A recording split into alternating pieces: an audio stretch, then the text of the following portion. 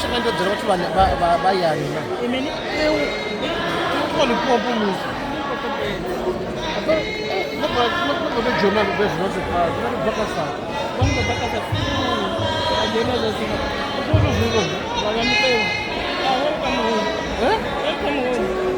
But do you see that Babana company? apa pamene ndikaimona yori ndifunisa kuchimbira Mapungo. mapungo ukaendashama kasatu nana problem ngikukhola kuti avanjeli phela Zisaite zvawani. saiti zvona ngari baba mashaka na baba basisa shaka